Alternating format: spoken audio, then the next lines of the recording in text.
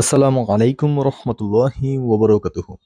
এখন আমরা যে টপিকটা নিয়ে আলোচনা করব সেটা হচ্ছে necessity of feedback.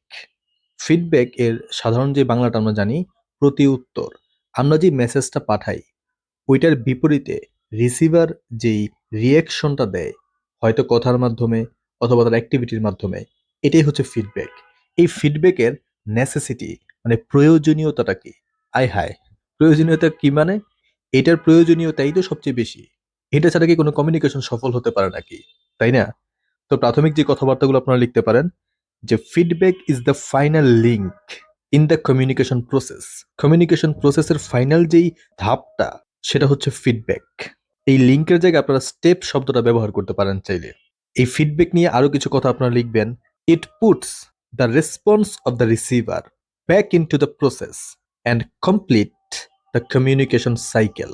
Thus, feedback is essential or indispensable. এই যে ইনডিসপেন্সেবল এটার বাংলা হচ্ছে অপরিহার্য ফর ইফেক্টিভ কমিউনিকেশন।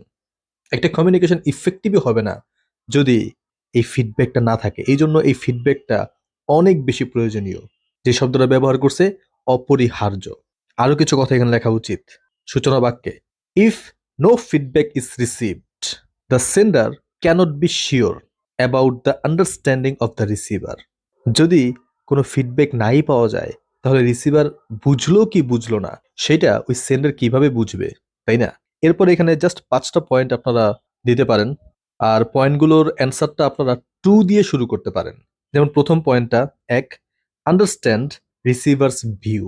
এটাকে ব্যাখ্যা করতে গিয়ে বলতে পারেন যে to understand the receivers view feedback is most important. এই যে এইভাবে শুরু করতে পারেন।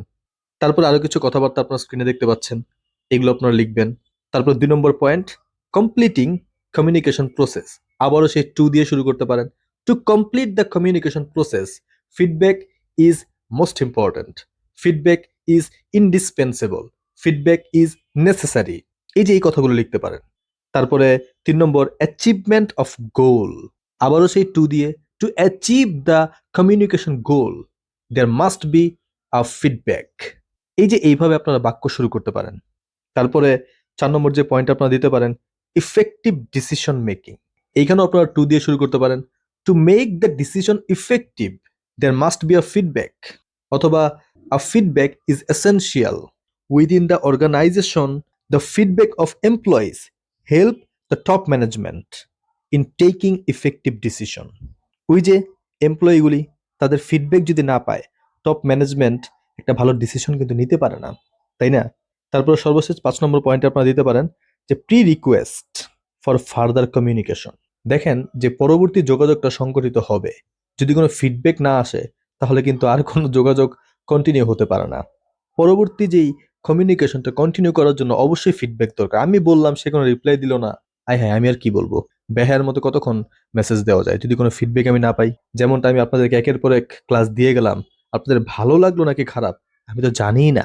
যদি আমি জানতাম যে ভালো লাগছে তাহলে আমি এগুলো কি করতাম, আরো বেশি করে প্রস্তুত করতাম। আর যদি কোনো সংশোধনী থাকতো ওইটাও আমি সংশোধনের চেষ্টা করতাম। আশা করি আপনারা বুঝতে পেরেছেন। এবং এই যে নেসেসিটি অফ ফিডব্যাক, এই প্রশ্নটা বিভিন্ন নামে থাকতে পারে। এখানে স্ক্রিনে আপনারা দেখতে পাচ্ছেন যে ৩টা নামে এখানে থাকতে পারে। এক, feedback is essential for effective communication, do you agree? এমন করে আপনাকে জিজ্ঞাসা করতে পারে। অথবা অন্যভাবেও থাকতে পারে যে is feedback essential for effective communication? আপনাকে এইভাবেও প্রশ্ন করতে পারে। অথবা জিজ্ঞাসা করতে পারে no feedback no communication, comment. আপনার কমেন্ট পাস করুন এখানে। এই যে বিভিন্নভাবে প্রশ্নগুলো থাকতে পারে, আপনারা ভয় পাওয়ার কিছু নাই। মূল কনসেপ্টটা আশা করি বুঝতে পেরেছেন। যেভাবেই প্রশ্ন থাকুক আপনারা আশা করি অ্যান্সার করতে পারবেন। ইনশাআল্লাহ আগামীতে আরো টপিক নিয়ে আলোচনা করব। Till then, take care. আসসালামু আলাইকুম রহমতুল্লাহ।